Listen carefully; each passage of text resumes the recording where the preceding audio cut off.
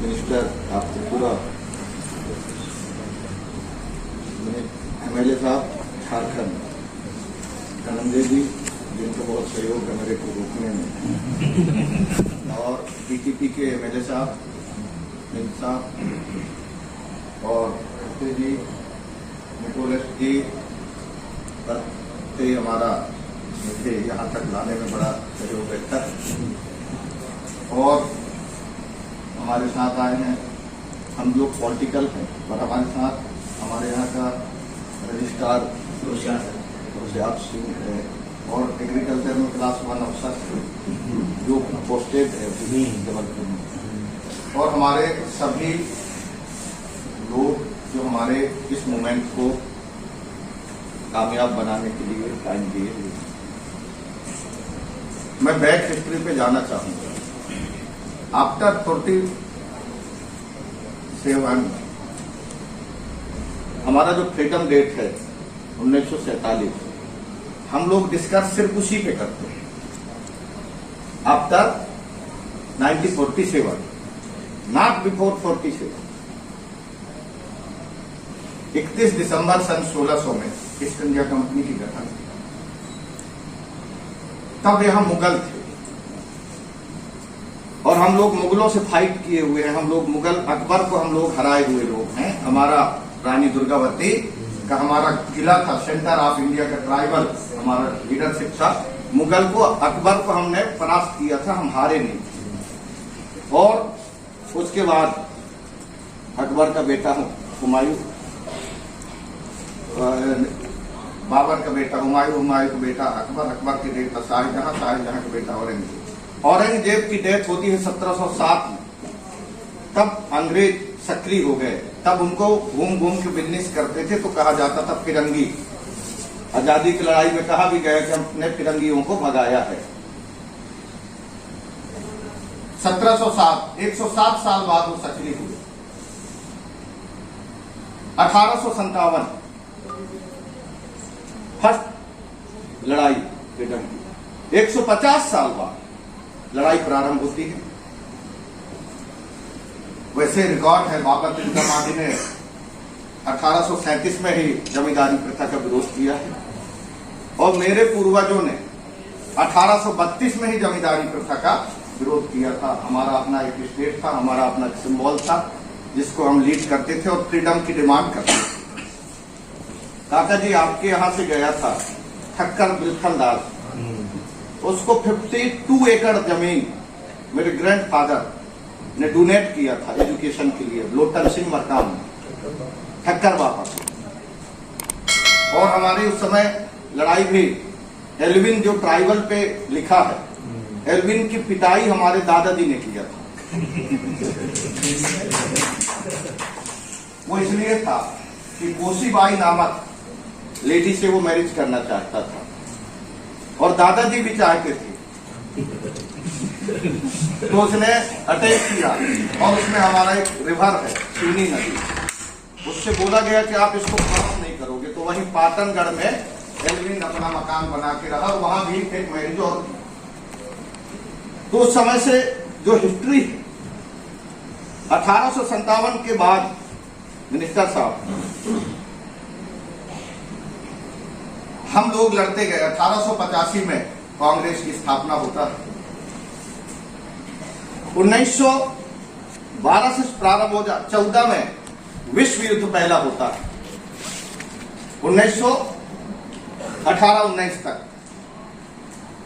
और इसके बाद पूरी दुनिया में एक जो व्यवस्था चलता था वो चलता था राजतंत्र का। पावर सेंट्रलाइज होता था, राजा होते थे, उसके अंदर सेंट्रलाइज पावर होता, उनके अंदर सोसाइटी होता था, उनके अंदर सिस्टम होता था। उनको अलग करके दुनिया में ये आया कि लोकतंत्र के माध्यम से पावर सेंटर की सिलेक्शन हो।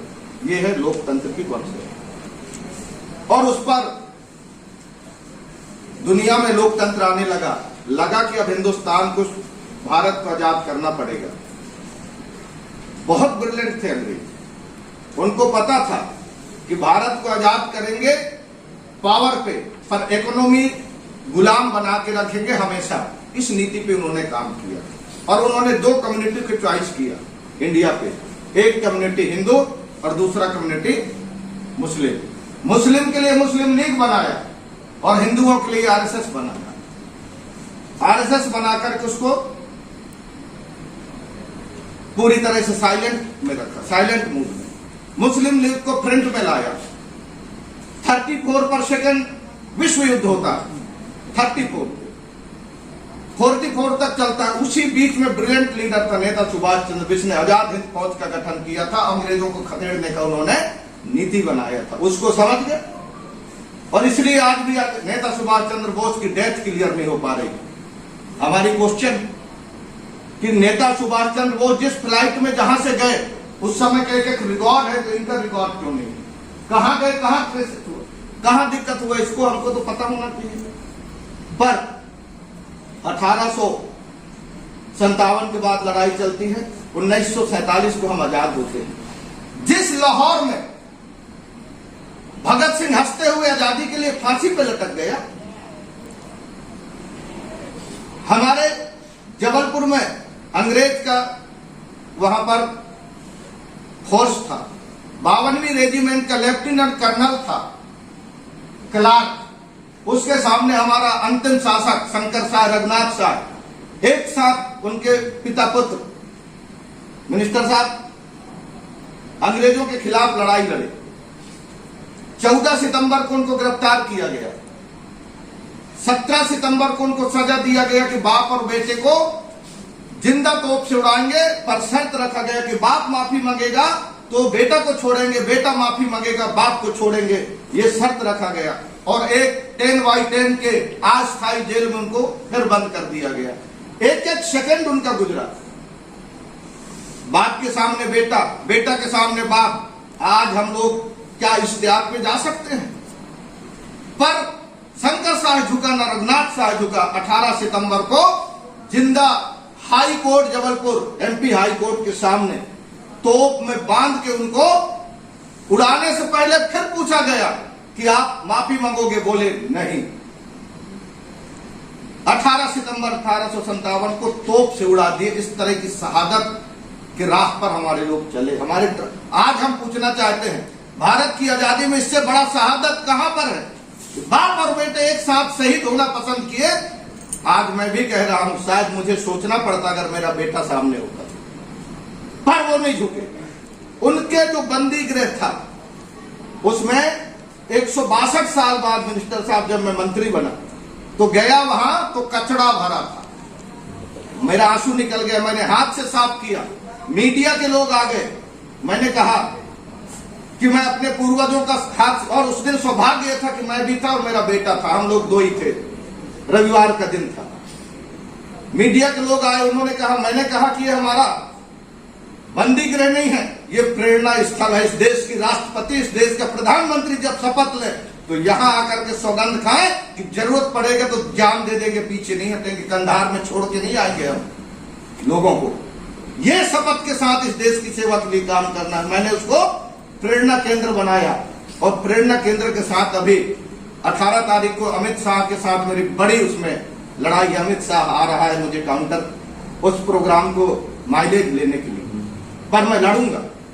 और ऐसी लड़ाई के बाद जब देश आजाद होता है, जब देश आजाद होता है तो मेरा मिनिस्टर बनने के बाद मैंने हमारे क्या है जनजाति कर दिया गया है। क्या कर दिया गया है? जनजाति, ताकि डिवाइड हो जाए tribal, Gond tribal, Bhil tribal, Oraon tribal, सब अलग अलग हो जाए। दोनों के पैसे भी दे दिए। जिस तरह से इंडिया वन है, स्टेट अलग है, उसी तरह से ट्राइबल वन है, कम्युनिटी अलग। ये हमारा कॉन्सेप्ट होना चाहिए। मैंने जनजाति विभाग को बना दिए थे हमारे यहाँ। मैंने आते ही पहला सिग्नेचर किया कि आदिवासी विभाग किया जाता है। उन्होंने लाया संविधान, बोले इसमें आदिवासी कहीं नहीं लिखा। मैं भी पढ़ा, मुझे पता नहीं चला आदिवासी कहीं नहीं लिखा। अरे मैं कहा तो उस समय का मंत्री ने कानून बनाया, आप, मैं मंत्री हूं, मैं कानून बना रहा हूं, मैं आदिवासी लिखा, इसको आप जारी करिए। मैं कहा ऐसा काम नहीं चलेगा। हमने जारी किया, लोग विरोध किए। तो उस पे जब हमने जारी किया तब पता चला कि हमारा संविधान में आदिवासी नहीं है। मैं सबसे प्रस्ताव पास करना चाहता हूं कि मेरा प्रस्ताव है कि भारत के संविधान में स्पष्ट आदिवासी लिखा होना चाहिए। ये मेरा प्रस्ताव है। दूसरा, आजादी के बाद हम लोग आगे बढ़े, 12 करोड़ प्लस हम लोग ट्राइबल हैं। मैंने देखा 11 करोड़ 75 लाख बीपीएल, इंडिया की सबसे बीपीएल रेशो में हम लोग पॉलिटिशियन है तो किसी के रिकमेंडेशन पे है, कुछ आ जाते हैं, कुछ आ जाते हैं पर रिकमेंडेशन में है, एक्चुअल बात पर कोई नहीं लड़ता। मैंने तो मिनिस्ट्री को दांव में लगा दिया। जब विश्व आदिवासी दिवस पे छुट्टी देने का बात था, हमने कहा कि ये होगा, अन्यथा मिनिस्ट्री को हम दांव में लगाते हैं, हम ऐसे मिनिस्ट्री नहीं करेंगे। सीएम नाराज, बोले ओंकार तू तो लड़ता रहता है। मैं कहा मैं जिसके लिए बना हूं उसके लिए तो मुझे काम करना है। मैं क्योंकि वहीं से जीत के आया हूं, आप मुझे इंदौर से टिकट नहीं दिए हो, आप भोपाल से नहीं दिए हो, जनरल सीट से नहीं दिए हो, मुझे ट्राइबल सीट से दिए, इसलिए मैं बात करूंगा। हमने उसमें बात किया। उसके बाद तमाम डिसीजनों पे हम आगे बढ़ने लगे। मैंने कल्चरल सिस्टम पर बात किया, तमाम स्ट्रक्चरों पर बात किया, पर मुझे एक चीज समझ में आया कि हमारा इकोनॉमिकल स्ट्रक्चर बहुत वीक है, जिस बात आज यहां पर उठी। मैं कहना चाहता हूं, मेरा सिद्धांत है मिनिस्टर साहब, हम लेने वाले नहीं हैं, हम देने वाले हैं। अगर फिनलैंड में नोकिया बन सकता है, आबादी कितनी है? अगर इजराइल की आबादी कितनी है? लगभग 88 लाख, वो सुपर पावर है। उत्तर कोरिया की आबादी 3.5 करोड़, वो पावरफुल है। जापान की आबादी लगभग 6 करोड़, अमेरिका की आबादी 32 करोड़, और हमारी आबादी इंडिया की 135 करोड़। और हम लोग आज भी इकोनॉमिकल, मैं आपको बता दूं, हिंदुस्तान आर्थिक गुलाम बन चुका है। मैं सार्वजनिक इसको सिद्ध करने के लिए तैयार हूं। आप और हम लोग मिनिस्टर एमएलए हो सकते हैं, पर इकोनॉमिकल पावर हमारे पास नहीं है, और बिना इकोनॉमिकल पावर के ह्यूमन का डेवलपमेंट नहीं हो सकता, और ट्राइबल का भी उसी से हमारा रिलेशन है। फर्स्ट प्रायोरिटी पे हमको इकोनॉमिकल डेवलपमेंट के प्लान पे चलना पड़ेगा। अगर हम मेहनत करते हैं तो अगर वो 87-88 लाख लोग कर सकते हैं तो हम अपनी बेस क्यों मजबूत? इसके लिए हमको एजुकेशन प्लान करना पड़ेगा। Education is must, education plan करना पड़ेगा। मंत्री जी अभी पूछ रहे थे, मैं इसमें बहुत सफलता के साथ उपलब्धि प्राप्त किया था। थोड़ा मिला, बहुत मिला। अलीगढ़ में मुस्लिम विश्वविद्यालय है, काशी में हिंदू विश्वविद्यालय है, और मेरे कॉन्स्टिट्यूंसी में आदिवासी विश्वविद्यालय है, जो हिंदुस्तान में सिर्फ एक है, अमरकंटक में। आप बात कर रहे थे, मैं उसमें सफलता पाया। उस समय मैं अर्जुन सिंह के टाइम में, उस समय मैंने जो ड्राफ्ट दिया राहुल गांधी को, अर्जुन सिंह भी नहीं काट पाए। अर्जुन सिंह चुरहट ले जाना चाहते थे, मैं उसको अमरकंटक करा दिया क्योंकि मेरा नियरेस्ट। और इसके साथ एजुकेशन को हमको टॉप करना पड़ेगा। साथ में हमारे जो ट्राइबल, मैं आप लोगों को बताना चाहता हूं कि हमारा ट्राइबल चाहे मिनिस्टर बन जाए, हमारे आज का ये इतना बड़ा प्रोग्राम है, नेशनल न्यूज पे कहीं कवरेज नहीं आएगा। मीडिया कारपोरेट के इशारे पे काम कर रहा है। मीडिया को सिर्फ सपोर्ट चाहिए इकोनॉमिकल, तब वो आपको रीच करेगा। हमारे सामने चैलेंजिंग ही चैलेंजिंग है। पर आपसे मैं ये कहना चाहता हूं, आज हमारे लोग अनेक गुटों में हम लोग बढ़ चुके हैं। 12 करोड़ में 11 करोड़ 75 लाख बीपीएल, थोड़ा बहुत एक मिनिस्टर 4 एमएलए, हम भी बटे हुए हैं यहाँ। मुझे तो आज भी पता नहीं है कि हिंदुस्तान में कितने ट्राइबलों की पार्टी हमारी बनी हुई है। याद करना पड़ेगा कितने ग्रुप बने हैं। 10 आदमी है तो उनका राष्ट्रीय अध्यक्ष 10 मैन पर, और उस पर भी प्रोग्राम चलता है। मेरा आप लोगों से रिक्वेस्ट है कि अगर हम लोग परिणाम चाहते तो हमारे पास अशोक काका जैसे मोस्ट सीनियर पर्सन अवेलेबल है।